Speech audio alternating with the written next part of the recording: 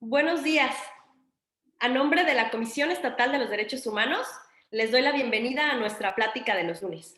Para la Comisión Estatal de los Derechos Humanos, la capacitación es uno de los pilares principales para construir una sociedad más justa, incluyente y respetuosa de los derechos humanos de todas las personas. En ese tenor, dentro de nuestro programa permanente de capacitación, contamos con estas pláticas que se han convertido ya en un espacio de diálogo y discusión y reflexión sobre temas de relevancia para sociedades democráticas. El día de hoy nos acompaña para ello el maestro Samuel Ibarra Vargas, consultor independiente con amplia trayectoria en derecho ambiental, genético y penal.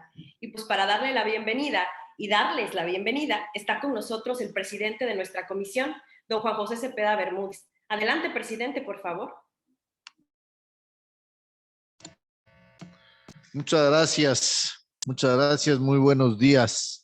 Sean todas y todos bienvenidos. Reciban un saludo afectuoso, nuestro agradecimiento por participar en esta plática con la que damos inicio a una semana más con formación y capacitación en derechos humanos. Hoy nos acompaña el maestro Samuel Ibarra Vargas.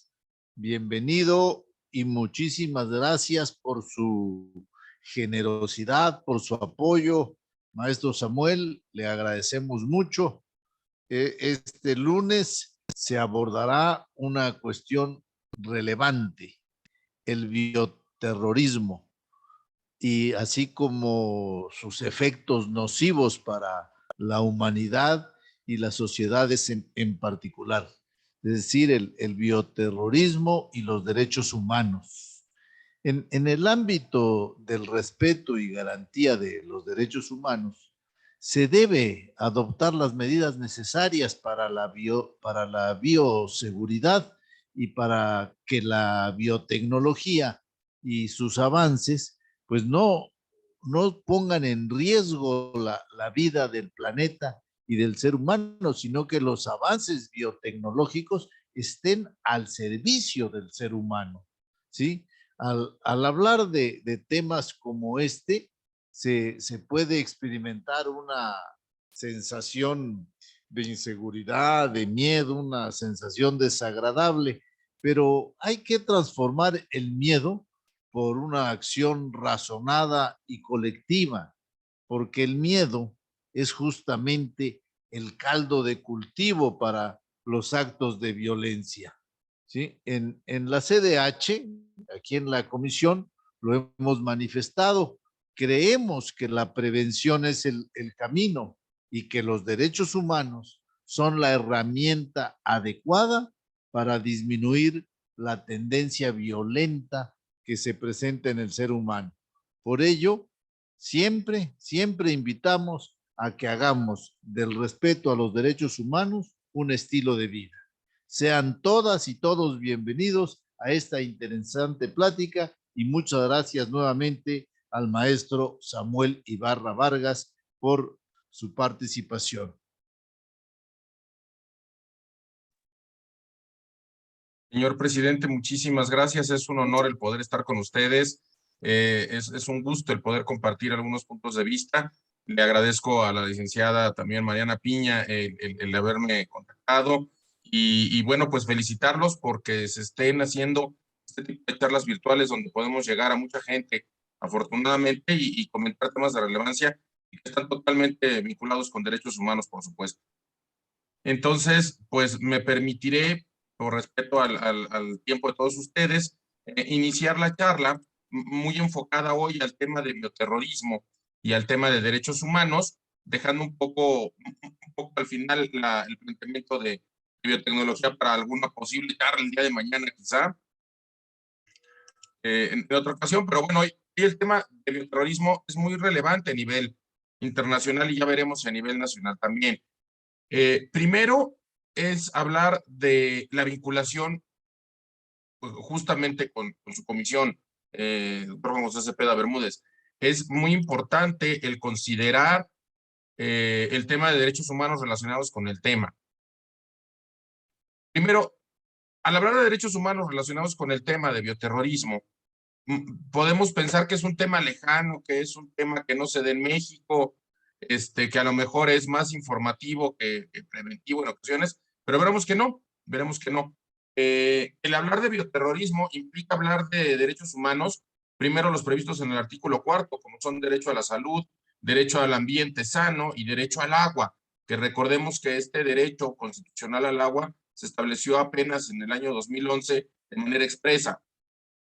Se intuía, por supuesto, de la regulación constitucional, pero específicamente tenemos un derecho humano a la salud, al ambiente y al agua previstos en los párrafos 4 a 6 de la Constitución Política de los Estados Unidos Mexicanos, en su artículo 4. Y por otra parte, algo que es muy importante, porque al hablar de bioterrorismo tenemos que hablar de terrorismo, tenemos que hablar del derecho humano a la paz como un derecho universal. Y en este derecho a la paz lo enfocamos por el aspecto de la seguridad. En cuanto al aspecto de seguridad, podemos hablar de seguridad en tres vertientes constitucionales también, que es la seguridad pública, la seguridad nacional y la seguridad interior, para ver específicamente en este derecho a la paz cómo tenemos traducido constitucionalmente que tengamos un derecho humano también, aunque no estén propiamente todos estos derechos previstos en la mal llamada parte dogmática de la Constitución. El artículo 4 constitucional nos señala expresamente en su cuarto párrafo que toda persona tiene derecho a la protección de la salud. Evidentemente, al hablar de bioterrorismo, pues vamos a caer en un tema de una afectación directa a la salud o a la vida de las personas. Si hablábamos, como usted también comentaba, del tema de biotecnología y bioseguridad, ahí también estaremos hablando de la protección a la salud. De hecho, la bioseguridad tiene dos grandes vertientes, que es la protección a la salud y la protección al ambiente, que es lo que se busca precisamente proteger con un marco jurídico adecuado cuando se liberen organismos genéticamente modificados. Que en México desde el año 2005 ya tenemos una ley de bioseguridad de organismos genéticamente modificados, que regula sobre todo temas de permisos para salud y de autorizaciones para salud y de permisos para su liberación al ambiente. El quinto párrafo del artículo 4 constitucional nos señala que toda persona tiene derecho a un medio ambiente sano, que bueno, independientemente de que es por demás criticable, porque es tautológico hablar de medio ambiente. El medio es el entorno, el ambiente es el entorno. En realidad se debe de hablar únicamente de ambiente, pero tenemos la mala costumbre constitucional de hablar de medio ambiente de manera coloquial, pero no es una manera correcta técnicamente hablando. Pero bueno, toda persona tiene derecho a un medio ambiente sano. Bueno, también el hablar de un medio ambiente sano pues también es técnicamente por demás cuestionable, porque el ambiente no está sano, el entorno no es el sano. Lo que pasa es que queremos hacer referencia a un entorno en donde existan condiciones de salud para el ser humano, lo cual, además de estar mal expresado, refleja también una pésima técnica jurídica en la Constitución, porque en realidad se está partiendo de una visión antropocentrista del ambiente cuando se debe de partir de una visión ecocentrista. Me explico. Debemos de proteger al ambiente porque se debe de proteger al ambiente porque es donde estamos viviendo, no porque le sea conveniente al ser humano. Es solamente una parte minúscula de los ecosistemas y del entorno de nuestro planeta. Pero bueno, ahí está el derecho a un medio ambiente sano. ¿Y qué tiene que ver esto con bioterrorismo? Pues que en ocasiones, cuando se llega a dar el tema de una contaminación masiva a través de agentes biológicos, se afecta al ambiente. Esto lo veremos al hablar ya del tema específico de bioterrorismo en antecedentes mundiales de 70 años para acá. El Estado garantizará el respeto a este derecho, el daño de deterioro ambiental generará responsabilidad para quien lo provoque, en términos de lo dispuesto por la ley. En este caso, la ley sería también por la ley penal. Veremos el tema al hablar del delito de terrorismo. Y por último, el sexto párrafo del artículo 4 constitucional nos señala que toda persona tiene derecho al acceso, disposición y saneamiento del agua para consumo personal. Uno de los principales objetos de contaminación cuando se quieren hacer, se quieren usar agentes biológicos para un acto de bioterrorismo es precisamente el agua. Y lo vamos a ver también en antecedentes históricos que ya se tienen en Estados Unidos los datos de que se querían contaminar aguas en diversas entidades. Entonces, el derecho al agua también nos sobra mencionarlo dentro del bioterrorismo, toda vez que implica una afectación a este vital líquido para todos los seres. Por su parte, el artículo 21 constitucional nos habla de la seguridad pública y muchas veces no nos percatamos de que la seguridad pública, más allá de ser una función del Estado, en realidad también lo podemos entender como un derecho humano que tenemos que hacer valer frente al Estado. ¿Quién es el encargado de dar seguridad pública? Pues precisamente el Estado, a través de instituciones federales, estatales y municipales. Y precisamente esta seguridad que no se ha logrado en nuestro país y que desgraciadamente va en escalada hacia el fondo, no se ha visto desde un derecho humano que pueda hacerse valer contra el Estado. ¿Qué es la seguridad pública? Constitucionalmente, conforme al 9º párrafo del artículo 21, es una función a cargo de la Federación, las entidades federativas y los municipios. Significa los 3 órdenes de gobierno. Esto es muy importante. La seguridad pública no corresponde únicamente a la Federación. No es únicamente responsabilidad del Ejecutivo Federal que estemos tan mal.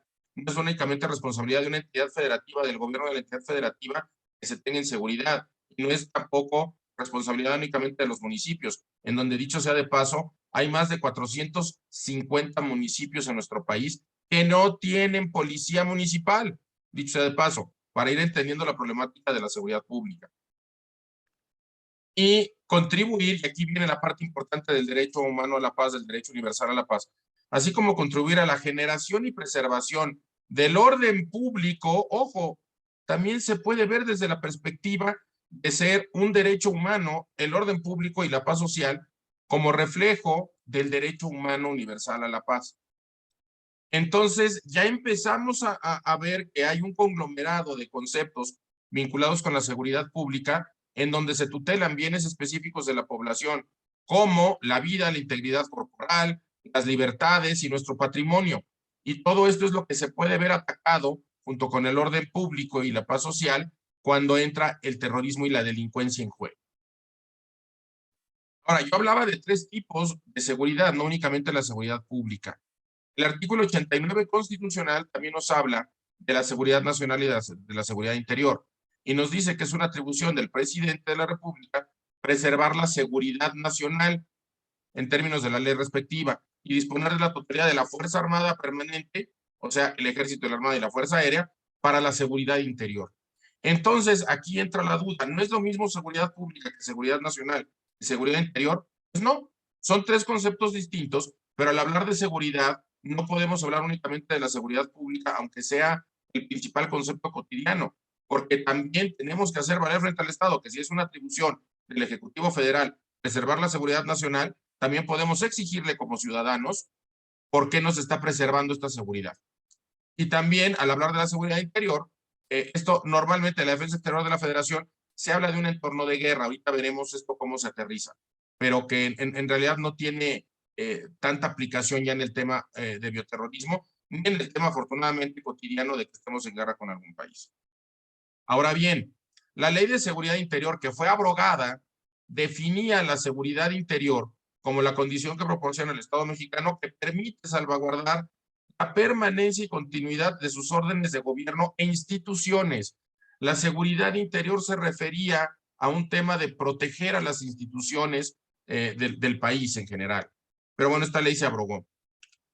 Por otra parte, en el año 2004 se expidió la Ley de Seguridad Nacional, que fue el año en donde se habla ya también en la Constitución de Seguridad Nacional, pero no se define, a diferencia de la seguridad pública, que sí se define por el artículo 21 constitucional. En el caso de la Ley de Seguridad Nacional no tenemos una definición constitucional. Y la ley nos define seguridad nacional como las acciones destinadas de manera inmediata y directa, ojo, a mantener la integridad, estabilidad y permanencia del Estado mexicano. Aquí no estamos hablando nada más de un entorno de guerra, estamos hablando de un entorno de mantener la integridad, estabilidad y permanencia del Estado. Es decir, cualquier ataque que no signifique guerra a las instituciones del Estado mexicano, que conlleven a la protección de la nación mexicana frente a las amenazas y riesgos que enfrenta nuestro país. ¿Y cuáles son estas amenazas y riesgos? El artículo 5 nos los define. Y vean aquí lo interesante, y ya empezamos a hablar en materia ya de terrorismo. Para los efectos de la presente ley son amenazas en materia de seguridad nacional. Esta ley es vigente. La ley de seguridad interior no. Esta ley de seguridad nacional sí. y nos dice, son actos tendientes a consumar espionaje, sabotaje, terrorismo, etcétera. Y luego viene la fracción tercera, actos que impidan a las autoridades actuar contra la delincuencia organizada. Entonces ya empezamos a ver que el tema de seguridad está perfectamente permeado por la parte de que debemos de evitar que se consumen actos de terrorismo, y cualquier amenaza a estos actos tendientes a evitar que se consuma el terrorismo serán amenazas de seguridad nacional. Y también podemos ir concluyendo en el tema de delincuencia organizada, los actos que impidan actuar contra la delincuencia organizada también forman parte de la seguridad nacional. De todas estas 13 fracciones me quiero quedar específicamente con la fracción primera y con la fracción tercera, por los temas de terrorismo y de delincuencia organizada que veremos está relacionado con la parte de terrorismo. Para entender al bioterrorismo, necesitamos entender qué es el terrorismo, porque es una modalidad en la ejecución del terrorismo. Y también aquí vale la pena hablar que hay conceptos relacionados como el ecoterrorismo o el ecotaje o el bioterrorismo, pero en donde es muy necesario conocer técnicamente estos conceptos y sus alcances porque pueden llegar a confundirse. Miren, las ONGs ambientalistas, como cualquier organización de la sociedad civil, como cualquier OSC, realizan actos de activismo. Estos actos de activismo en las ONGs ambientales evidentemente son activismo ambiental. En los actos de activismo ambiental, cuando se realizan actos de sabotaje no violentos se llegan a denominar ecotaje. Pero hay alas radicales de la sociedad civil donde llegan a trascender de la no violencia a realizar ataques físicos al gobierno, a instituciones o a personas. Entonces, cuando estos actos de alas radicales llegan al acto de violencia, llegan a atentar contra instituciones, contra gobierno o contra los ciudadanos, bueno, contra los individuos, no contra los ciudadanos, porque pueden atacar también a un extranjero o a un niño que no son ciudadanos en sentido estricto, obviamente. Entonces, cuando se ataca a las instituciones, se ataca a las personas o se ataca al gobierno, estos actos de las alas radicales de las ONGs normalmente realizan ataques disfrazados de pretextos ambientales, y ahí es donde hablamos del ecoterrorismo. Y aquí vienen también de la mano otro tipo de ataques a nivel de grupos anarquistas que llegan a generar ataques físicos a gobiernos, instituciones o personas, y podemos tener ejemplos de anarquistas, de anarcopunks, de neonazis, etcétera. Y estos grupos anarquistas, ¿qué tienen en común? Que están en contra de cualquier gobierno. No están en contra de los colores del gobierno, están en contra del gobierno. Y entonces parten que la sociedad autogobernada puede estar mejor que con un gobierno, de la naturaleza que sea. Estos grupos anarquistas son obviamente visualizados internacionalmente con lupa todos los días por todos los aparatos de seguridad de todos los estados. ¿Por qué? Porque están con presencia en gran parte del mundo los grupos anarquistas. Y los grupos anarquistas llegan a encontrar pretextos ambientales para atacar a las instituciones. Y entonces, estos ataques de los grupos anarquistas se vuelven ecoterrorismo. El ecoterrorismo es la falsa protección al ambiente, en términos muy coloquiales. Y el ecoterrorismo, perdón, pero es una forma de terrorismo. Igualmente, cuando se llegan a utilizar armas biológicas para este ataque físico al gobierno, a las instituciones o a las personas, este tipo de agentes o armas biológicas utilizadas convierten el acto de terrorismo en un acto de bioterrorismo. Y creo que ya con esto empezamos a distinguir técnicamente el terrorismo, que es el acto que ataca a instituciones, gobierno o personas, y que este terrorismo puede tomar forma de ataques con pretextos ambientales, donde se habla de ecoterrorismo, y puede tomar la forma de ataques con agentes o armas biológicas, en cuyo caso hablamos del bioterrorismo. Como antecedentes de los más conocidos, la secta Aum Shinrikyo o Dark Harvest, que fueron conocidos también a raíz de ataques ya en el mundo occidental. Y Aum Shinrikyo fue una secta que mató personas en Japón en los 90s. Ahora, me quiero referir también a que entendamos cómo se va a manifestar el terrorismo en la vida real. Pensemos en el caso clásico de qué hacía la ETA, qué hacía la ETA en España, qué se vive o qué se vivía en Irlanda, por ejemplo.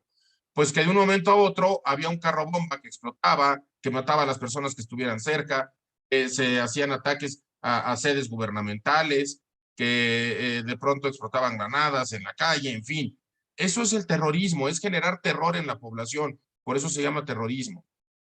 Pero también es un acto de terrorismo, por ejemplo, y esto lo debemos de tener muy claro, cuando llegamos a encontrar que en otras partes del mundo o en nuestro México mismo, se llegan a dar ataques a peleterías.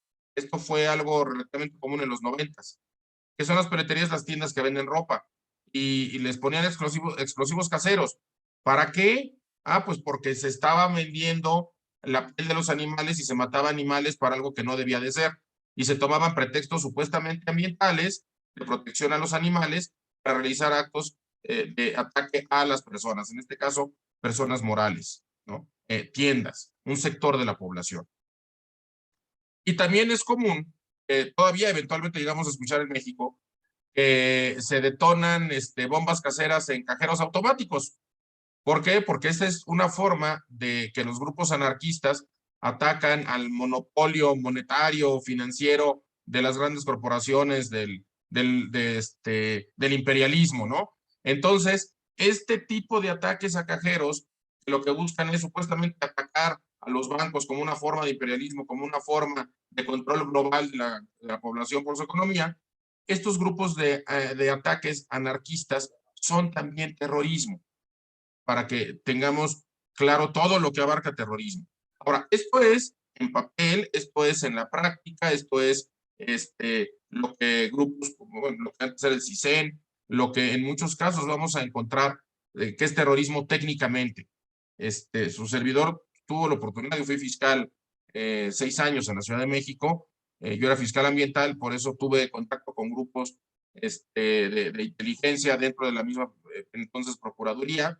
Tuve la oportunidad de tener reuniones en CISEN, porque también tuvimos ataques de ecoterrorismo en la Ciudad de México, y fue un poco profundizar en estos temas y platicarles a CISEN, por ejemplo, la parte que no conocían del ecoterrorismo. Esa parte no la traían muy clara y solamente veían a los grupos anarquistas. Pero los grupos anarquistas normalmente se vinculan con el ecoterrorismo por pretextos de proteger a los animales, de proteger a la tierra. Entonces ya con esta película completa de grupos anarquistas y de grupos terroristas que también se pueden operar en México, también se pueden dar en México, ahora sí ya había búsquedas muy encaminadas a ciertas personas y a ciertas células. En el caso del anarquismo o del terrorismo, normalmente no funciona como si se tratara de un grupo bélico organizado, porque se actúa por células que tienen una finalidad muy específica y que van a ir a cumplir esa finalidad sin que tengan que rendirle cuentas a una cabeza, por decirlo así. Es un monstruo de 1000 cabezas el terrorismo, si lo queremos ver dramáticamente. Y para entender al bioterrorismo en México, es necesario que conozcamos el artículo 139 del Código Penal Federal, que precisamente sanciona al delito de terrorismo. Y nos dice que se impondrá prisión de 15 a 40 años, ojo, la multa es lo de menos, pero 15 a 40 años, a quien utilizando sustancias tóxicas, armas químicas, biológicas o similares. Ahí está el tema del bioterrorismo, clarísimo. Es la primera manifestación de terrorismo que se sanciona por el Código Penal Federal. Es decir, ¿qué tan relevante es el tema del bioterrorismo, que es la primera manifestación recogida por el Código Penal Federal? Importantísimo. Es el bioterrorismo manifestado en la fracción primera, que se refiere a utilizar sustancias tóxicas, armas químicas, biológicas o similares, entre otras sustancias, ¿no? Explosivos, por ejemplo, o por cualquier otro medio violento. El medio violento es esencial, es una circunstancia de modo donde nos habla que el tipo penal va a requerir una violencia para poder configurar el tipo de terrorismo.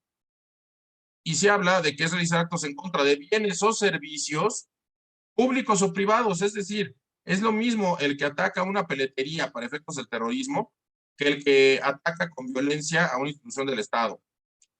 O bien en contra de la integridad física, emocional o la vida de las personas.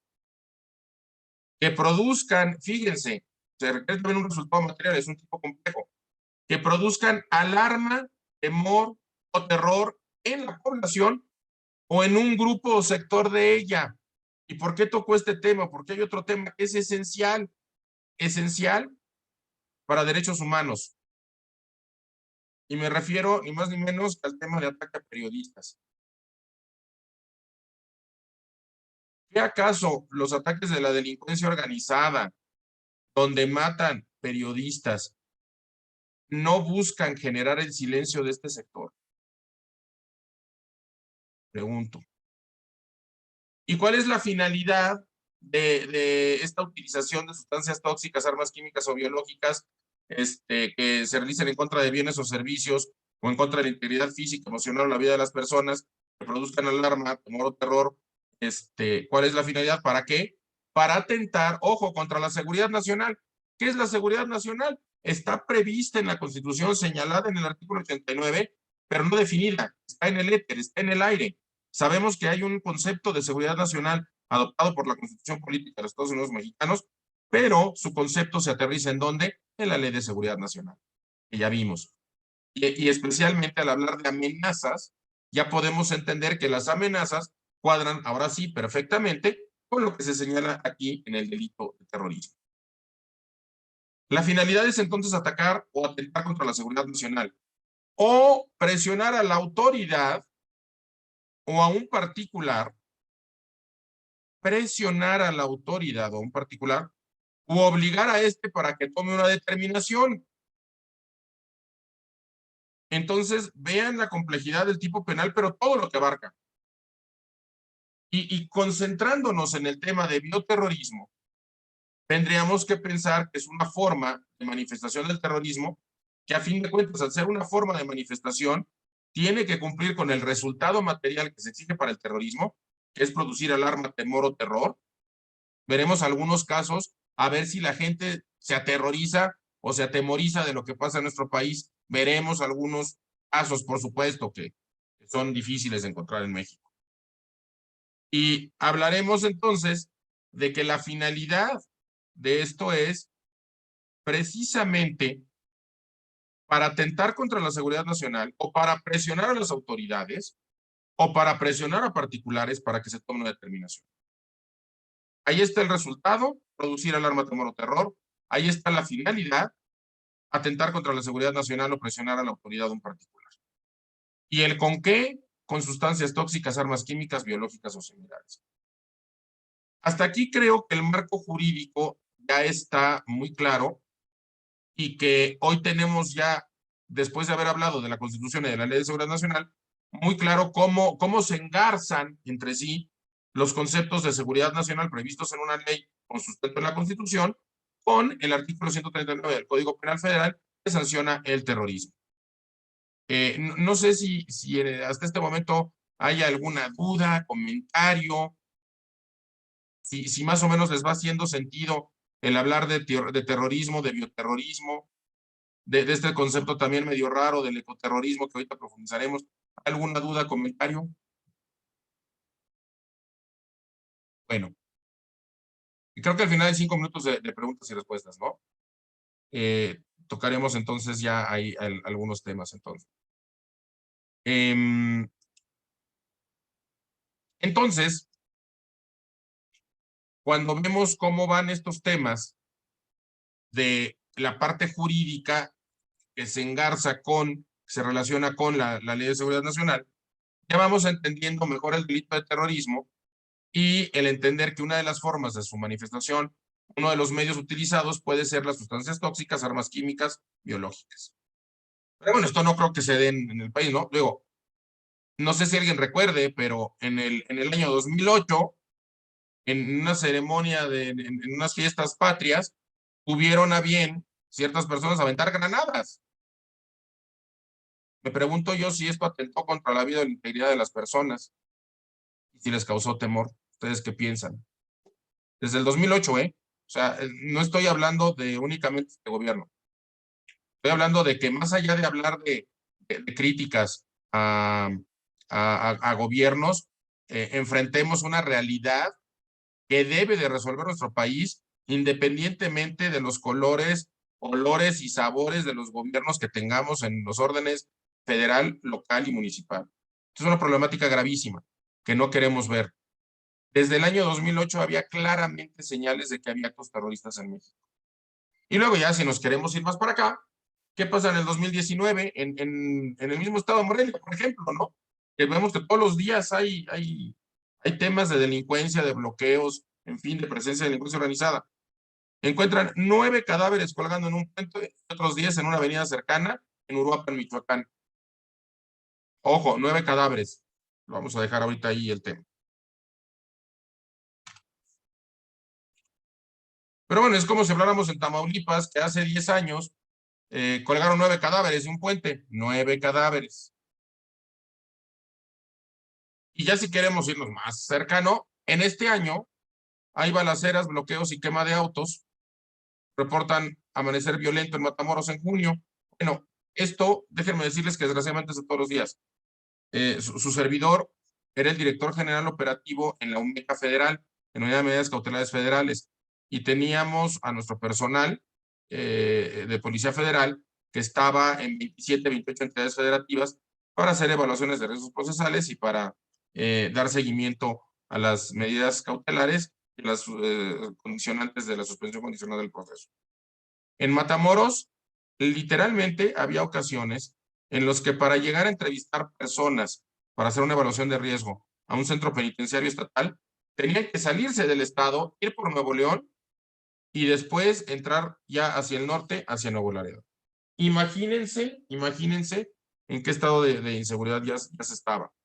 En Tamaulipas es todos los días tener bloqueos carreteros y presencia de cárteles que dominan carreteras, tanto para secuestros como para cuotas, como para luchas intestinas con otros grupos delictivos. Imagínense qué tristeza. Pero bueno, esto es en Tamaulipas. Ni modo que pensemos que hay, por ejemplo, situaciones similares en Zacatecas. Ay, perdón. 8 cuerpos colgados en Fresnillo, Zacatecas en 2021. En el mismo 2021 cuelgan 9 cuerpos en un puente y otro en un árbol. Y lo más escandaloso que podemos ver es que este año, abandonaron un auto con 10 cuerpos frente al edificio de gobierno del estado de Zacatecas. Frente al edificio de gobierno. Dejaron 10 cuerpos. Pero bueno, esto es en Zacatecas. Difícilmente se dará en otras entidades federativas, ¿no? Ay, perdón, en Veracruz. En 2011, todavía es un récord que afortunadamente no se ha roto, dejaron 35 cadáveres en una avenida en Veracruz. Me pregunto yo si esto no le generaba temor a la ciudadanía en 2011. Y esto, dio evidencia de esto, El País, un medio extranjero. Y ya más hacia este año, abandonan 9 cuerpos en Veracruz y dejan mensaje al secretario de gobierno en enero de este año. Y en mayo del presente año, una marcha porque Veracruz es el estado más peligroso para ejercer el periodismo. ¿Qué es lo que buscan los grupos de delincuencia organizada matando periodistas? Que no los investiguen, que no lleguen a sus redes, que no sepan sus nombres, que no difundan esa información. ¿No les causan temor a un sector de la población, los grupos de delincuencia que están matando periodistas en nuestro país? Pregunto. Pero bueno, estos ya son casos extremos. Ah, no, perdón. Ahora resulta que en Jalisco dejan un cuerpo en una banca en el centro de Tlaquepaque. Dejaron un cuerpo ahí envuelto en Tlaquepaque, ciudad turística además. Y dejan un cadáver en la brecha, en las Jícamas, en una brecha en las Jícamas, en Guadalajara, Jalisco. Ambos este año. ¿Y quién nos recuerda hace apenas unos cuantos días la balacera en una plaza comercial en Andares exclusiva en Guadalajara? Me pregunto yo si estos no son actos que generan temor en la población y que no atentaron contra la vida y la integridad corporal de las personas.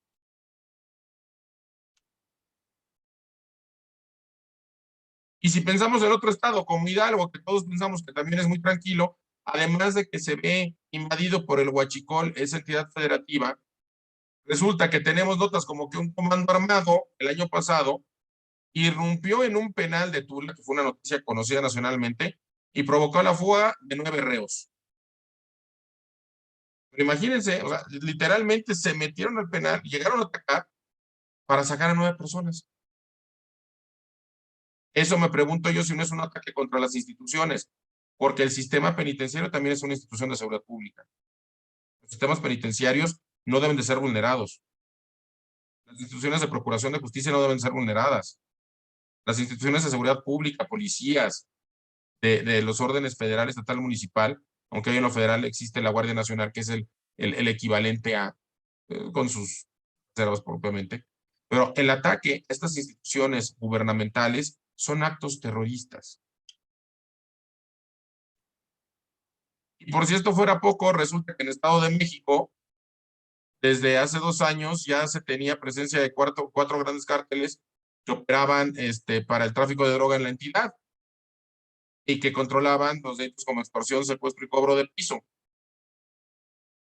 Y ya más recientemente, ahora es una derivación de uno de ellos, el Nuevo Orden, que se dedica a quemar vehículos para cerrar carreteras, al igual que en Tamaulipas, para generar temor en la población, para intimidar a las autoridades gubernamentales en esta lucha de territorios y para demostrar quién manda en la entidad. Estado de México. Y ni qué decir de Guerrero. Vamos, en Guerrero, vean, hace 12 años se hallaron cuerpos colgados en un puente con los brazos cortados y los brazos cortados se los colgaron del cuello. Algo más grotesco todavía. Bueno, recordemos que la crueldad extrema empezó apenas en el presente milenio, ¿no? Pero en Chilapa dejaron 6 cabezas en un auto con un narcomensaje, con una narcomanta. Y hace unos cuantos días, ¿qué pasó en Guerrero? Mataron al alcalde de San Miguel Totolapan y hubo 20 muertos en tiroteos que llegó a ser la delincuencia organizada ante la sociedad. Claro atentado a la sociedad, claros actos de terrorismo. Y ni qué decir que en Guanajuato también hay actos de terrorismo, hay un poco de tomas carreteras, pero también se incendiaron tiendas como el Oxxo, por ejemplo, como actos de intimidación, que esto se dio después de un acto masivo, también el presente año, en donde de manera coordinada en Baja California, Guanajuato, Chihuahua y Jalisco, se estuvieron dando diversos ataques de narcoterrorismo. Vean nada más esto. El martes por la noche, hombres armados incendiaron 25 tiendas Oxxo, bloquearon calles y desataron balaceras en Jalisco y Guanajuato, por ejemplo. Y además atacaron trailers, hicieron desmán y medio, incendios, bloqueos carreteros, etcétera. Ese es nuestro México, terrorismo puro. Y si no nos quedaba claro que se atenta contra las instituciones del país, hace 2 años intentaron matar al secretario de Seguridad Pública de la capital de nuestro país en el 2020. Y unos años atrás, ya desde años atrás, nos dejaban colgados en los puentes en la Ciudad de México. Y si pensamos que esto no podía ir peor, resulta que para presionar al gobierno a que liberaran al hijo del Chapo, se realizaron ataques, liberaron a presos, iban en la calle dando tiros, atacando a la ciudadanía, tenían tomadas instalaciones de familiares del ejército, incendios, bloqueos, ataques de presos, todo para presionar al gobierno. Atentaron contra la seguridad, contra las instituciones, todo para que liberaran al hijo del Chapo. 2019, no hace mucho. ¿Y quién fue el que se dio? El gobierno federal en cuanto ante la delincuencia.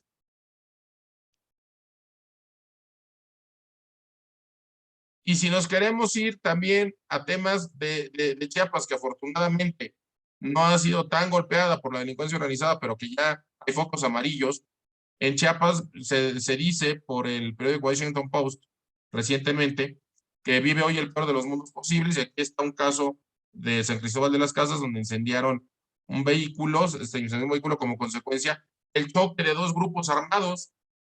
Y también el tema de las autodefensas, que es de cuidado, porque esto no es ejercicio de los derechos humanos. La legítima defensa es una, las autodefensas son otro tema, que no debe de solaparse por gobierno y que desgraciadamente tenemos antecedentes que así se hicieron y que les han permitido crecer. Los grupos de autodefensa no deben de existir en ningún país, son grupos paramilitares.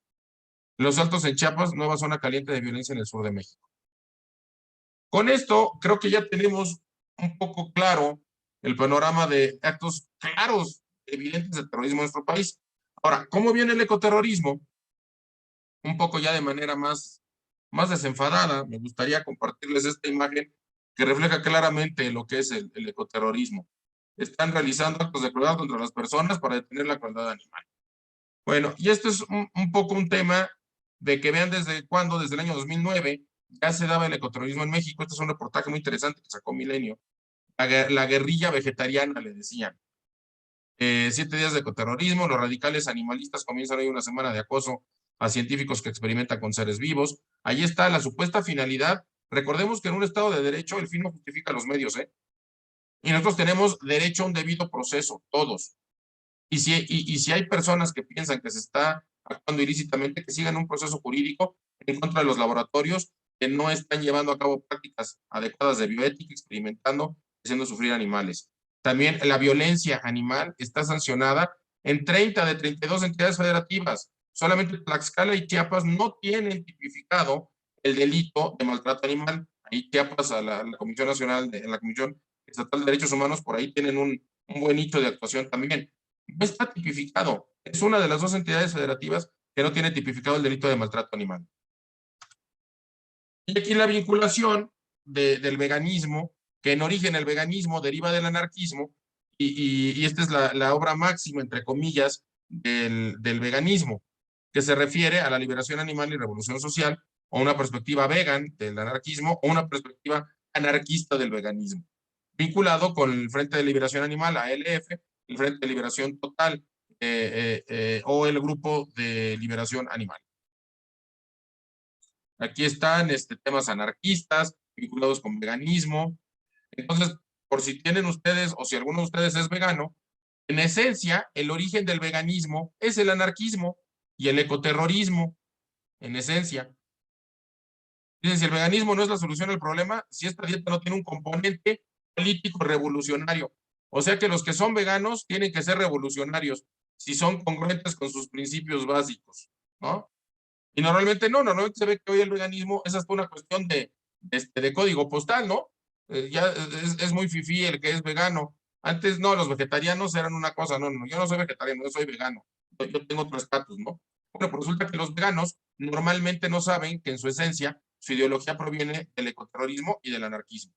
Y es claro que se incita a que con esto se realicen actos hasta violentos. Ejemplos, no nada más en México, sino en el mundo, del ecoterrorismo: Perú en 2013, España en 2005, México 2017, Argentina 2021, Colombia 2022. Y ya el bioterrorismo, en México no tenemos afortunadamente todavía esta manifestación del terrorismo. Ya vimos que todo lo demás sí, pero el bioterrorismo no lo tenemos, pero debemos evitarlo y debemos estar prevenidos siempre. Vean los antecedentes. Desde el año de 1952 es el año donde se tiene el primer antecedente serio de un acto de bioterrorismo en el mundo contemporáneo, donde un grupo denominado Mau Mau, independista en Kenia, usó una planta tóxica para envenenar al ganado. En 1970, el grupo Weathermen, opuesto a la participación de Estados Unidos en Vietnam, intentó conseguir agentes infecciosos para contaminar el suministro de agua. Acuérdense la importancia del derecho al agua como un derecho humano, expresamente previsto en el artículo 4 constitucional. En 1972, miembros de Order of the Rising Sun fueron detenidos con más de 40 kilos de salmonela, con la que intentaban contaminar el suministro de agua de Chicago. Fíjense, actos de terrorismo: atacar el agua para atacar la salud de las personas. 81, el grupo Dark Harvest, que es el caso más famoso internacionalmente, afirmó que había diseminado tierra contaminada con esporas de anthrax en la isla Greenard y en Porton Down, que fueron tierras que ya no fueron aptas ni para cultivo, ni para ocuparse o habitarse por personas, ni para que hubiera animal alguno ahí. Desertificaron la tierra con el anthrax, en pocas palabras. No lo dejaron apto para nada. En 1984, seguidores de un culto religioso hindú contaminaron con la salmonela las fuentes de ensaladas de varios restaurantes de la ciudad de Dallas. Enfermaron 751 personas y 40 fueron hospitalizadas. Hasta aquí no había muertes, pero en 1995 en Tokio, en el metro de Tokio, en una hora pico, el grupo terrorista denominado Aum Shinrikyo liberó gas sarín, un agente biológico, bioterrorismo, en los trenes subterráneos. Ahí sí, 12 personas murieron y más de 3,000 resultaron heridas. Y ya más hacia acá, obviamente en el 2001, Al-Qaeda contaminó cartas con anthrax dirigidas al Congreso e incluso a la presidencia de Estados Unidos. Estos son los actos de bioterrorismo que se pueden dar a través del uso de agentes biológicos para contaminar tierras, para contaminar agua o directamente para provocar una enfermedad en las personas. Este es el bioterrorismo manifestado internacionalmente con una visión que nos debe de dar pánico, que no se ha dado en nuestro país, pero que tenemos que cubrirla. ¿Por qué? Porque el siguiente paso a los actos de terrorismo que diariamente estamos sufriendo en muchas entidades en nuestro país puede volverse un acto de bioterrorismo.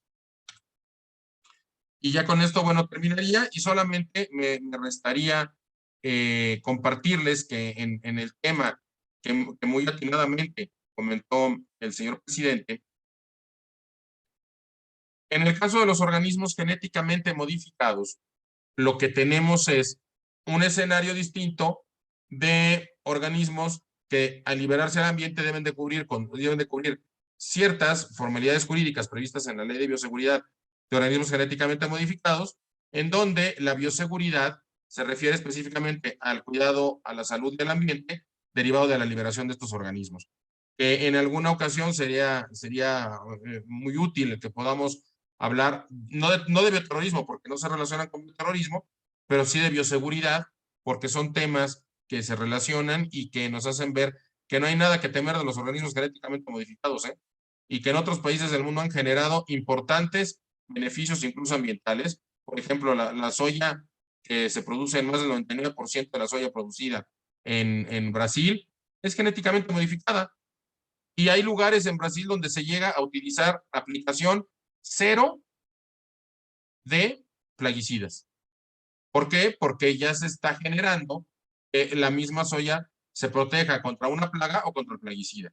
Y al protegerse contra una plaga ya no es necesario realizar el rocío de plaguicidas. En fin, ese es otro tema donde lo tenemos muy satanizado en nuestro país. El tema de bioseguridad es un tema distinto al de bioterrorismo. No se relaciona porque un organismo genéticamente modificado no ha llegado a generar ningún daño a la salud del ambiente en toda la vida de estos organismos que tienen ya 40 años sobrados. Bueno, pues no pretendiendo abarcar más tiempo con ustedes y no pasándome de la hora, pues quedo a sus órdenes para cualquier tipo de pregunta. Muchas gracias. Muchas gracias, maestro Samuel. Gracias por esta plática, por esta charla que nos da hoy. Abriría ahorita un espacio para preguntas y respuestas. Tengo ya 2 aquí y posteriormente haríamos los comentarios finales por parte de la maestra Claudia Ruiz, que es nuestra visitadora general especializada en asuntos de la mujer. Entonces, por acá hay una pregunta interesante, me parece, de Mariano García y dice: maestro, aquí en el estado de Chiapas se presentó la intoxicación masiva de alumnos con agua y alimentos contaminados con drogas. ¿Debe ser considerado como acto de terrorismo? Bueno, aquí para la pregunta, yo me referiría al artículo 139 del Código Penal Federal que ya leímos. ¿Qué es lo que se buscaba con eso? A ver, en principio, y esto desgraciadamente no es una problemática únicamente de Chiapas, es una problemática de todas las entidades federativas y es una problemática desgraciadamente del mundo.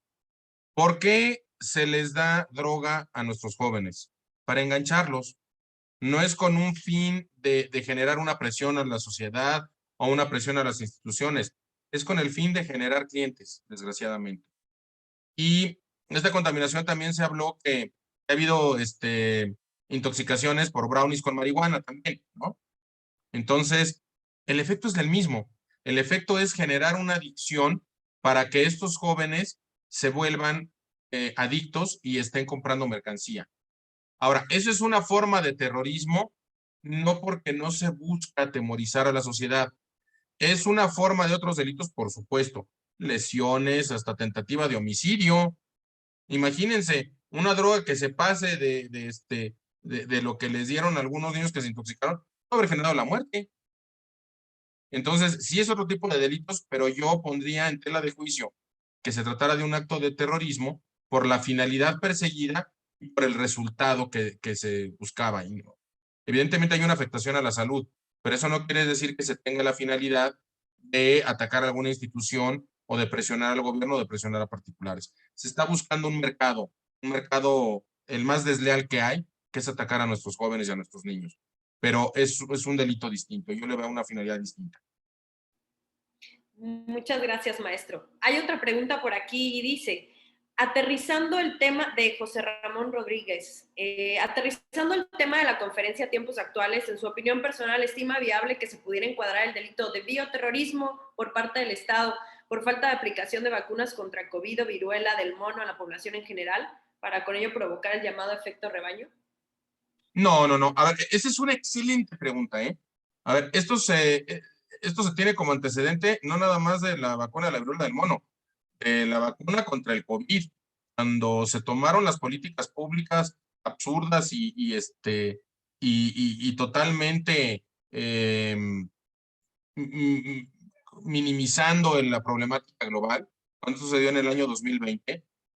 Desgraciadamente, tuvimos una mala política pública que ha generado 500,000 de muertos en nuestro país. 500,000 de muertos. Sin embargo, no podemos decir que sea, como se le ha querido decir al gobierno, que es un acto de lesa humanidad. No, tampoco es un acto de lesa humanidad.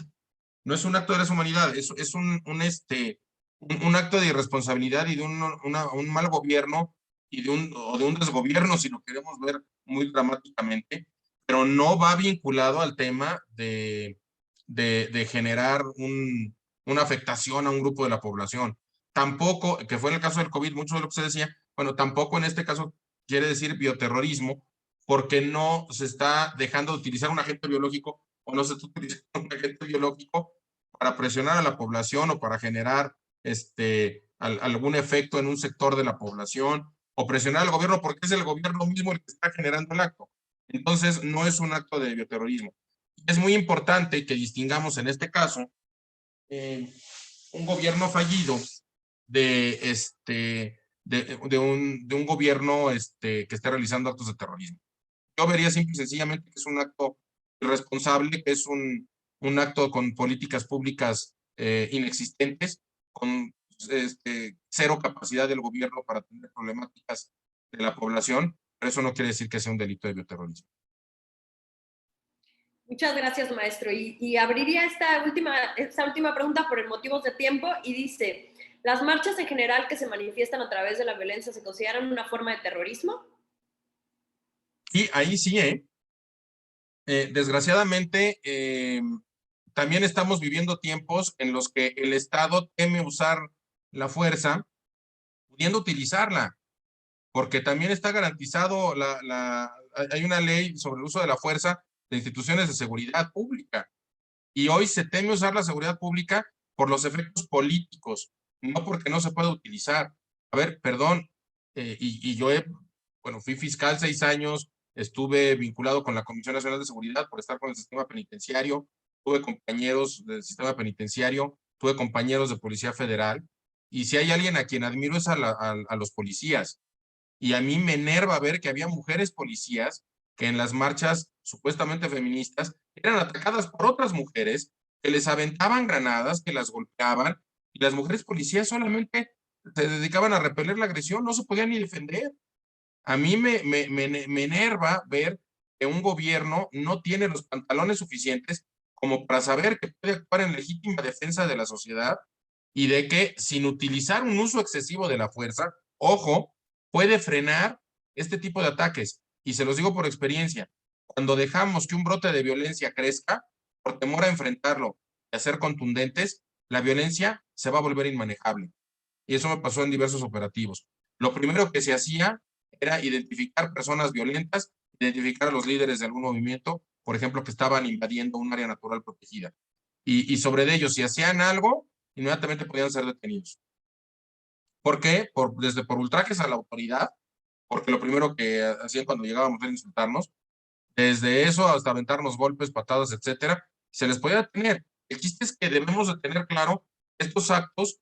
Ahora sí, aplica el 139 del Código Penal Federal porque realizan actos de violencia para presionar al Estado para que se dé algo. Entonces, el usar violencia para pedir un supuesto derecho es un acto de terrorismo, porque la finalidad perseguida es atacar a las instituciones gubernamentales y no se debe de permitir eso. Claro, que desgraciadamente también el gobierno, estoy hablando del gobierno en general, federal, estatal, municipal, el gobierno que no ha protegido debidamente a la mujer a lo largo de los años, por supuesto que se le tiene que exigir y se le tiene que echar en cara que no ha hecho bien su trabajo. Hoy las políticas públicas de protección a la mujer en nuestro país son insuficientes, absolutamente insuficientes. Pero de eso, a utilizar la violencia para ejercer ese derecho, además de ser acto de terrorismo, en el mejor de los casos, si no es un acto de terrorismo, es un delito que está previsto localmente en casi todo el país, es el ejercicio abusivo del propio derecho. Entonces, la violencia no debe de generar violencia. La falta de resultados gubernamentales no debe de pedirse con violencia. Para eso tenemos legisladores que son representantes populares. Para eso tenemos diputados y senadores en el ámbito federal. Para eso tenemos presidentes municipales. Para eso tenemos gobernadores. Para eso tenemos gobiernos locales, federales y municipales. La violencia nunca debe de ser el medio para pretender ejercer nuestros derechos.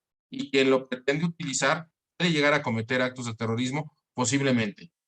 Insisto, el fin no justifica los medios. Muchas gracias, maestro. Pues entonces abriría ahora el micrófono a la maestra Claudia Ruiz Coutinho, visitadora general especializada en asuntos de la mujer, para que dé los comentarios finales. Adelante, maestra, por favor. Gracias, licenciada Mariana. Muy buenos días a todas y a todos. Es un gusto saludar al maestro Samuel Ibarra Vargas. Muchas gracias por su exposición, maestro. Sin duda es un tema relevante e importante el que hoy nos dio a conocer y las aristas que todo el tema del terrorismo comprende. Esto que usted nos narra, no únicamente sobre bioterrorismo, sino sobre ecotaje, sobre ecoterrorismo y todas las aristas que puede contener este tipo de delitos y de fenómenos. Sin duda, esto nos lleva a la reflexión para seguir intensificando las labores de defensa de los derechos humanos y también para que los gobiernos, las instituciones desarrollen nuevas tecnologías y nuevas formas para poder detener este tipo de situaciones y proteger principalmente a las personas, a la sociedad y también a las propias instituciones, ¿no? Muchísimas gracias. Sin duda es un tema importantísimo que da para mucho, que todas y todos debemos involucrarnos y que a la vez nos abre un panorama respecto al cómo poder interpretar los hechos cotidianos que ocurren en el mundo, no nada más en México. Muchas gracias por su exposición y esperamos tenerlo pronto de vuelta con algún otro tema. Muy buenos días para todas y todos. Gracias. Muchas gracias, maestra. Será un honor. Muchas gracias a todos ustedes. Muchas gracias, señor presidente. Muchas gracias, señora visitadora especial. Muchas gracias, estimada maestra Mariana. Y gracias a todos los asistentes por su tiempo. Esperemos que esto haya sido de alguna utilidad para todos. Gracias. Muchas gracias, maestro Samuel. Pues nada más para cerrar, no me queda más que agradecerle a usted por estar aquí con nosotros, a todas las personas que participaron hoy. Y bueno, de forma simbólica le vamos a proyectar el reconocimiento que tenemos en esta comisión para usted. Muchas gracias. Pues,